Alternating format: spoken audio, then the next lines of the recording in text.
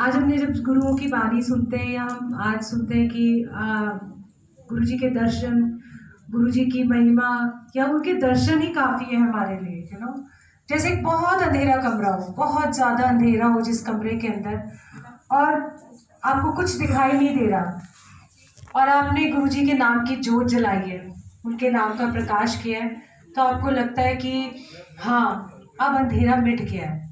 पर वो काफ़ी नहीं होता। जो एक ज्योत का प्रकाश है वो काफ़ी नहीं है कि आपके दिल के अंधेरे को जगमगाए या रोशन कर पाए या कुछ देख भी पाओ। उसके लिए हमें बहुत बड़ा बल्ब चाहिए और उस बड़े बल्ब को पाने के लिए ही हमारे ये प्रयास होता है सत्संग का कि हम उस जीवन को आगे कैसे लेके जाएं कि हमारा अंदर का प्रकाश जाए। बहुत लोग बहुत सारी चीज़ें मांगते हैं, सत्संग में भी मांगते हैं, गुरु जी के पास भी मांगते हैं, हमारा फलाना काम नहीं हो रहा, हम सत्संग कराएंगे तो शायद काम हो जाएगा हमारा, या इस चीज़ के लिए सत्संग, उस चीज़ के लिए सत्संग, या इधर जाते हैं मांग करते हैं। जैसे हम हर जगह जाके करते हैं ना, वो कहते हैं ना धागे बांध लो या मन्नत मांग के आ जाओ, फिर मन्नत पूरी हो जाए तो फिर भागो। पर गुरु जी के साथ ऐसा नहीं है। जो आपका जीवन चल रहा है वो वैसा ही चलता रहेगा जैसे, पर आपको जो हिम्मत मिल रही है गुरु से, जो आपको ये जो शक्ति मिल रही है गुरु से, ये आपको कहीं नहीं मिलेगी। प्लीज़ नो नॉइज, बिना बात किए सेवा करो प्लीज़।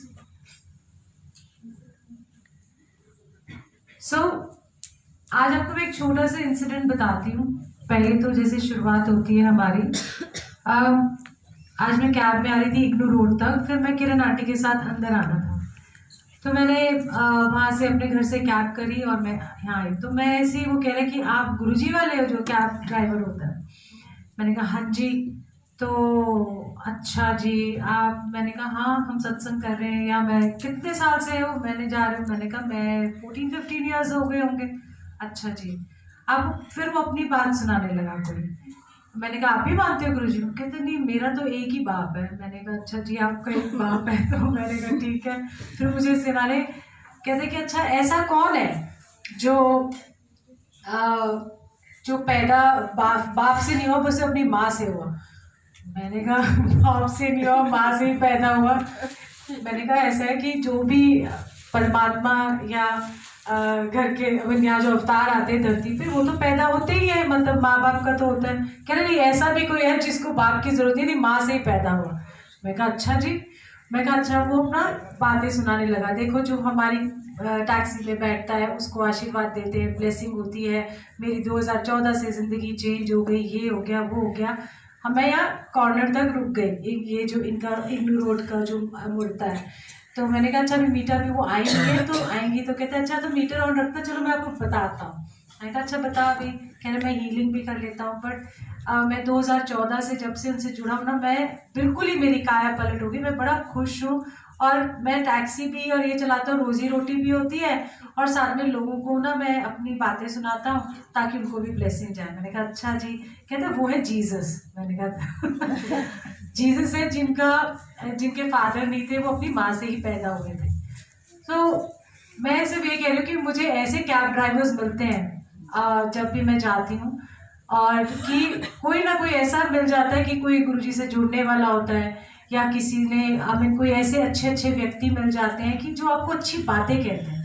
तो गुरु के मार्ग पे जब आप चलना शुरू करते हो, उनकी सेवा में चलते हो ना, तो आपको अच्छे लोगों का साथ मिलना शुरू होता है। पहला ये संकेत होता है। आपके जो नेगेटिव लोग हैं, ये नहीं कि लोग बुरे या अच्छे होते हैं, पर आपके लिए वो नेगेटिव जो लोग होते हैं वो अपने आप छंटते जाते हैं।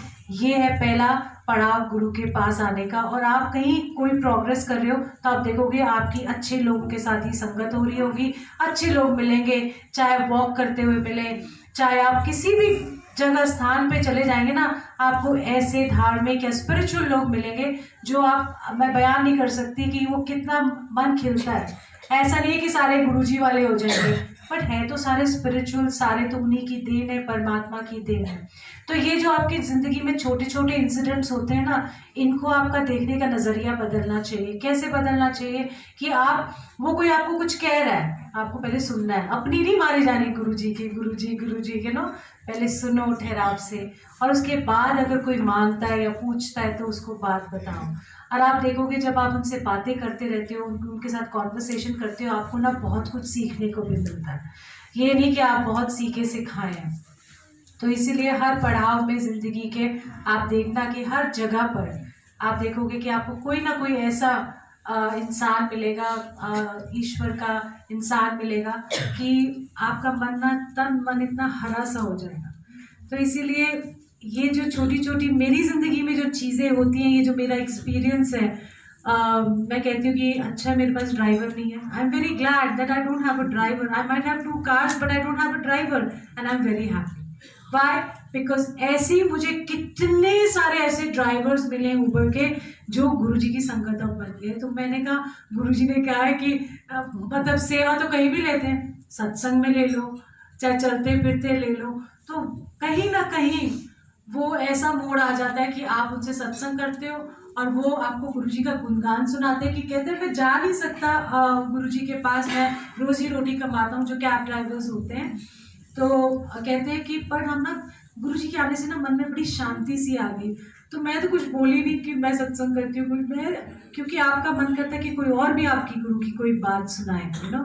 तो जब वो बोलते हैं ना तो मुझे इतना अच्छा लगता है, मैं गदगद सी हो जाती हूँ कि देखो मेरे गुरु का प्रताप कितना बड़ा है, देखो गुरु कितनी कितनी मेहरें बरसा रहा है, चाहे वो टैक्सी चला रहा हो, चाहे वो रिक्शा चला रहा हो, ऑटो रिक्शा भी चला रहा हो। आई थिंक ये जो गुरुजी की वडियाई सुनते सुनते जो अंदर की जो खुशी होती है ना, उसका मैं बयान नहीं कर सकती। और मेरी ज़िंदगी में तो चेंजेस भी इतने सारे, मैं ये कहूँ कि मेरी ज़िंदगी तो वाह वाह बड़ी बढ़िया हो गई है। मतलब ये हो गया, इतने साल हो गए गुरुजी से, मेरी वही की वही है पटरी। मतलब it is all beautiful for me because अगर मैं उस पैरेलल लाइफ में देखूं कि ये एक मेरा दुनियावी जीवन है और एक ये मेरा स्पिरिचुअल जर्नी है मेरे गुरु के साथ की। मेरी स्पिरिचुअल जर्नी तो बहुत मस्ती में जा रही है, और जो दूसरी पैरेलल जर्नी है वो भी मेरे लिए मस्ती है। क्यों मस्ती है मेरे लिए? क्योंकि मुझे उस चीज़ का प्रभाव नहीं पड़ता। तो जैसे इस दुनिया के अंदर अंधियारा है, आपकी प्रॉब्लम्स का अंधियारा है, आपके गिले शिकवों का अंधियारा आपके जीवन के अंदर है, वो सिर्फ गुरु और गुरु ही दूर कर सकता है। पर आपको थोड़ा सा एफर्ट करना पड़ेगा, एक कदम आपको ज़रूर चलना होगा उसके लिए।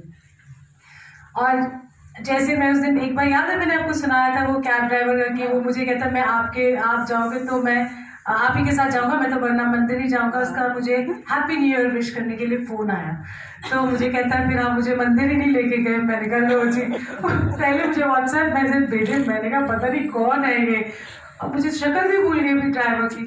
और मुझे फिर फ़ोन करके कहता है हैप्पी न्यू ईयर, आप मुझे मंदिर ही नहीं लेके गए। मैंने कहा तू ज्ञानी अभी तक? कहता है आपके साथ ही जाना था, आपने मुझे वादा किया था और मैंने भी आपको कहा था मैं आपके बिना जाऊँगा नहीं मंदिर।